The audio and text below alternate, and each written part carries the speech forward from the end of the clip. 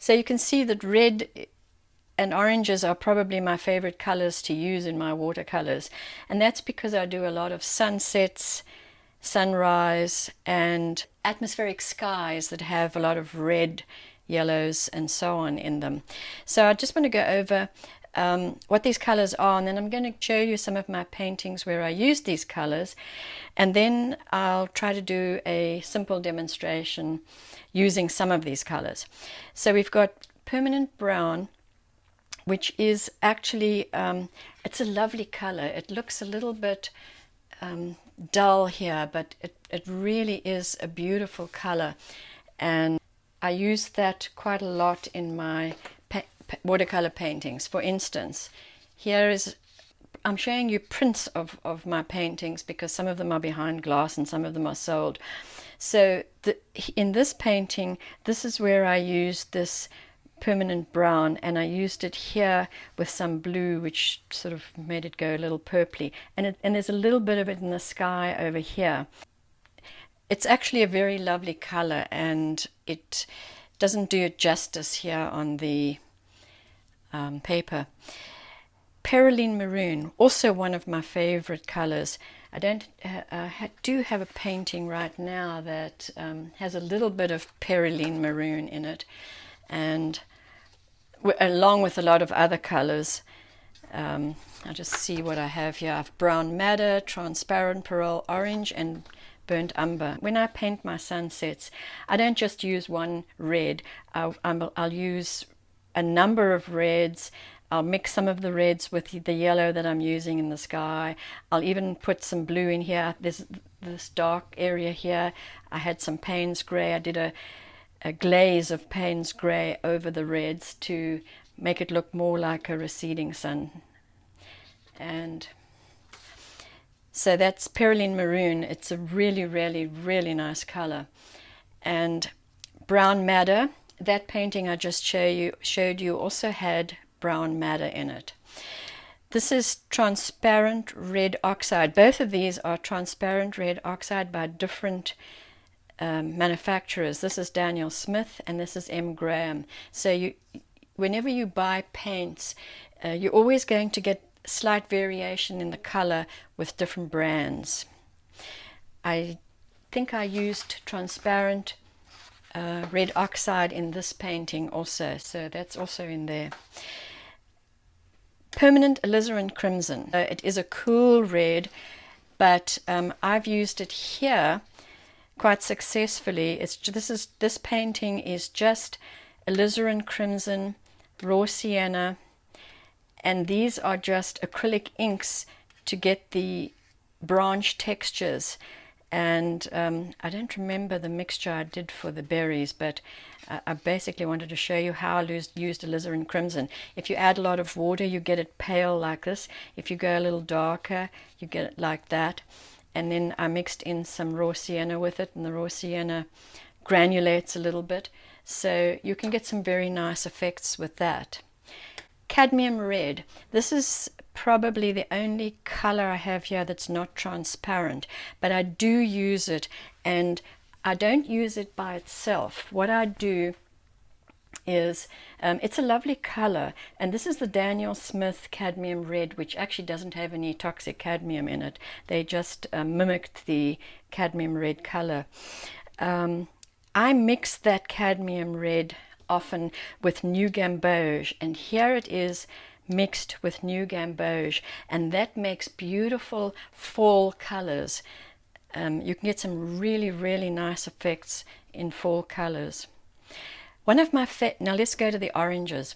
One of my favorite oranges to use is this transparent pearl orange, and it truly is a lovely color. These flat samples really don't give it much justice, so that's why I'm showing you paintings that I've done with it.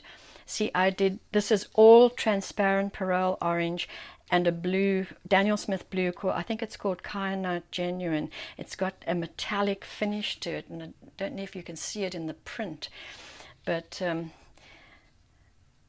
that's the only two colors that I used here. I thinned down the Kyanite Genuine there.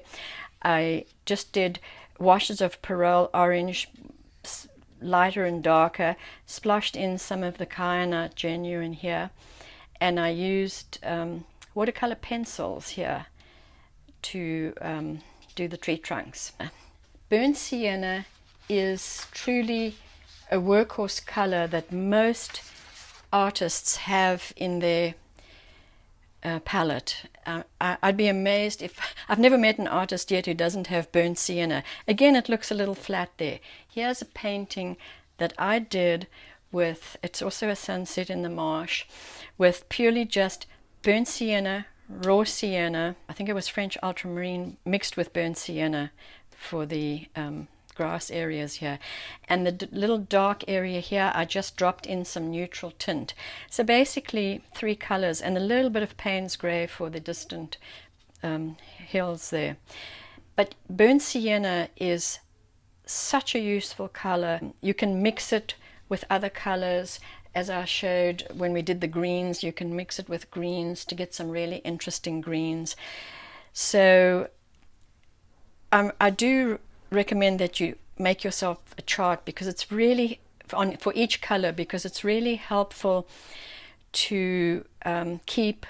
And when you start a painting and you wonder what colors you're going to use, you can go through your charts, and it's helps just an enormous amount in planning your painting. Here's cadmium red, as I said, mixed with the new gamboge, which makes the lovely fall colors. And then I mixed some alizarin crimson with new gamboge. So you got a cool color mixed with a warm color, and it makes quite a nice orange. And then I've got transparent orange iron oxide, which is more like a brown actually, and I do use that sometimes. I don't use it very often, but I do use quinacridone burnt orange. That is a lovely color.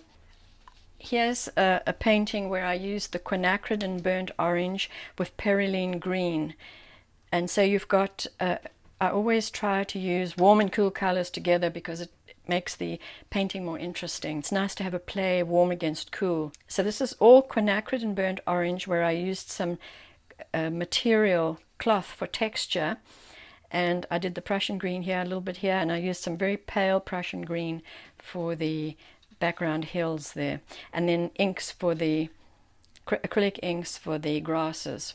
But you can get some really nice effects with quinacridone burnt orange, which again just looks a little flat here. Here's another painting where I used quinacridone burnt orange, and again against the Prussian green. It just plays off beautifully. Hope you enjoyed that, and let's see if we can do a quick, very simple sunset with some of these colors. Okay, so I've wet this paper, and I've wet it thoroughly, and I'm just going to put a thin layer of new gamboge in the area where the sun would set, and bring it down to the lower part. Actually, I'm going to tell you what, I'm going to take it all the way up, but we're going to thin it out as we go up, so that some of the yellow will shine through the reds and the oranges as it dries. And that's the beauty of watercolors. You want the underlying colors to shine through. Now normally I would let each layer dry before I go on to the next one, but I'm just going to wing it here and put in some what's called permanent brown. It's actually more of a red than a brown, and we don't want it to have straight lines, so we just let that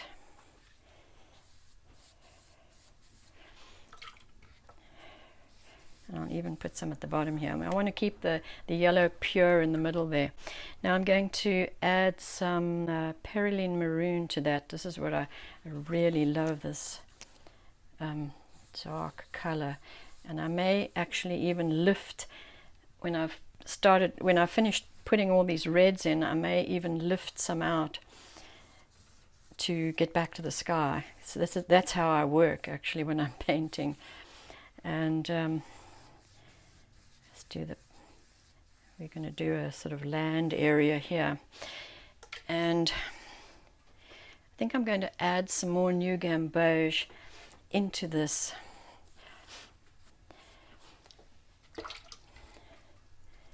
And I think, I'm just trying to see which is the best. I think some transparent Perylene. Yes, that's what I really want to see down near the bottom part here, because it's such a beautiful orange. I want it near where the New Gamboge is. Let's go back into this. And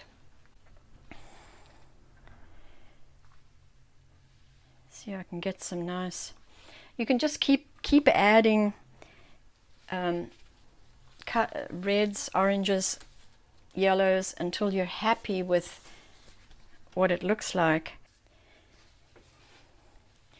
So I'll let this dry, and then I'll continue and finish this piece. Now see how much lighter this painting has dried. It's mainly, one of the reasons is, well, first of all, watercolors dry at least 20% lighter, but also because we did everything wet in wet.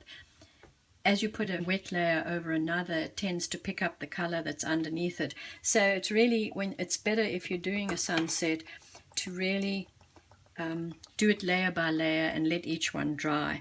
So I'm going to re-wet the paper because we have to add more color into it, and I'm going to start darkening some of the sky. Add some more New Gamboge in here. So I want that nice brilliant sunset just on the horizon. And I'm going to add some more of the Perylene maroon in the top area, and towards the New Gamboge I'm going to add some of the brilliant Perylene orange, which I really, really love. And I'll put a little bit of New Gamboge in the middle there. Mix it in the top. And then what I'll probably do is take a little bit of French ultramarine just to darken this top area. Start making a darker,